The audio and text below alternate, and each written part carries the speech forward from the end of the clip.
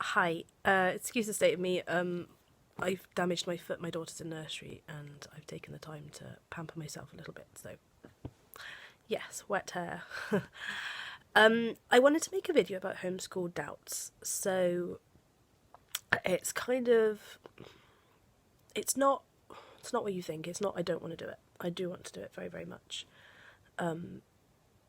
It's things that make me concerned or doubt my decision. Like, I work in a school, so I see all the plays, I see all the little resources when they get chicks in to grow, when they walk around in their little communities, when I see them doing activities that maybe I can't do in my house, or a resource I don't have, like a big wooden train like they have in my school in the yard. I think, is Rosie going to miss out? And I'm just thinking she'd love this. She really, really would love this. And I suppose I just have to remind myself that we can take a trip any day to go and climb on any number of big wooden things. I mean, we've got Butte Park that's got the wooden animals in it. We've got Thornhill Fun Park that's got a tractor to climb on. Also, we've got all sorts of things. As for plays, a friend of mine who is a teacher has assured me that, a primary school teacher, has assured me that what goes behind the plays is very, very boring. So it's quite selfish for me to say, oh, I want to send her to school so she can be in a play. Because they sit there bored a lot of the time. Sit down, shut up, don't talk, it's not your turn yet, wait for the big number. And the little kids just have to sit there. So, yeah, the end product might be nice, but it's, yeah, they've got to learn how to do things like that. But we're going to be part of co-ops. We're going to find a co-op that might want to do a play with us. We're going to find, she's going to do ballet once she turns 3, so she might do a show with ballet. When she joins Rainbows or Brownies, they might do a play or a concert or something like that. So she's not going to miss out on doing one, and I'm not going to miss out on seeing one. But it doesn't have to be through the medium of school. As for the little communities, you're probably thinking I'm saying socialising, and I'm not, because it's very ignorant for people to think that homeschool children don't know how to socialise. And they do very, very well, as long as you do it right. You attend the co-ops, you attend the groups, you go out, you meet people, you don't just sit in the house with the TV on, you don't just sit in the house full stop, you actually go out and do stuff. Homeschool children are actually, they've been shown in studies to be actually better socialised than school children with adults and children of various ages, because they socialise with them more. They have more experience of talking to adults because they go out shopping with their parents and they talk to the cashiers, they talk to the post office clerks, they talk to the bank clerks, they talk to grandparents more when they see them and stuff. So it's socialising, it's an ignorant thing to say. No offence to anybody, it just means it's what you've heard, it's not what you know. If you looked into homeschooling, you would see how many co-ops there are and the social and groups, and it's just socialising is not an issue. My issue with that as well is I don't want to send Rosie to school to socialise. I want to send her to school to learn. So she can go elsewhere to socialise. She can go to groups and stuff to socialise. So that shouldn't be the main reason to send our kids to school.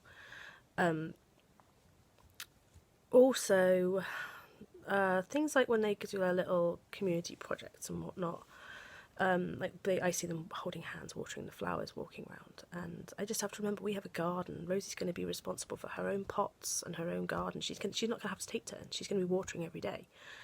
In fact, I'm probably going to have to nag her to do it in the end, because she's going to get to do it as often, well, not as she likes, otherwise she'll kill the plant, but she'll get to do it. So yeah, most of my doubts at the moment are kind of superficial and selfish, so I need to remember that. I think why I have them is because I had to persuade my husband into homeschooling, and I feel like it's all on me. It's all on me, and I'm solely responsible for Rosie's education. And it shouldn't be the case, because it takes a village to raise a child. So he happens to be better at science than me, so hopefully he will take the lead on some science projects. He also likes constructing things a lot more than I do, so the fact that I've bought her one of the magazines that come with the face where you build the head and stuff, hopefully he'll enjoy constructing that with her. Not that I don't want to, I just feel like that's one of his strengths and that's where he should do it. So I feel like it should be more of a team effort, and I probably just need to speak to him and just make sure he knows my concerns and get him to reassure me that he is going to help out. He's not just going to sit back and go, ha, I told you it wouldn't work at the end of it. Because that's not being a responsible parent. If you see something going wrong, you either try and intervene and help, or you intervene to say, right, I think she needs to go to school. I don't doubt my abilities to teach her. I am a teacher. I've got the nature of a teacher. I'm very patient and stuff. Not that you need patience to homeschool, it's just it helps. So I know how to teach. I'm qualified to teach. My other doubts kind of around which curriculum to use, but that's not to use, not a reason not to homeschool. That's just things like, I love the idea of notebooking. I love the idea of we learn a subject for a while and then Rosie gets to write down what she deems memorable about that subject. So instead of comprising a test and everything that I think is important and everything I think she should have learnt from that subject being down on a test, she gets to write down what she remembers and what made the biggest impact on her, and that gives me an insight into her little personality of what she finds interesting, which is absolutely lovely. So I do like notebooking. I like unit work because I am a teacher and I like to be organised, but I'm not sure unit work will be the best fit with Rosie, so it might be trial and error there and then having a plan B. So yeah, I think that's my biggest thing really, is I want to plan, but I don't know how, because I'm not sure if it's going to fit her yet.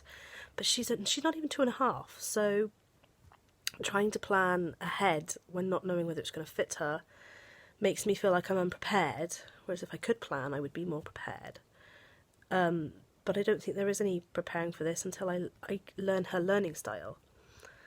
And then, although it might be later than I'd like, then I can start organising and everything. So I think the main thing is at the moment is that I have a plan to get her out, to join the co-ops, to meet people, make friends, get some resources, get some backup and everything. So I'm going to do a second video on my doubts when she gets to secondary school.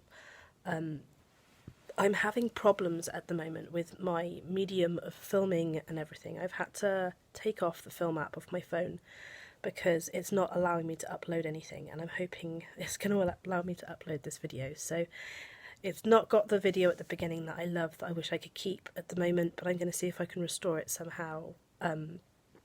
My tablet doesn't have enough memory, my phone doesn't have enough memory, so anyway, yeah, so for now it's just me talking to you, and I hope someone found this interesting. Please like and subscribe, and comment below any of your doubts that you're having with your children. So it's ta-ta from me and ta-ta from the Rosie Bear.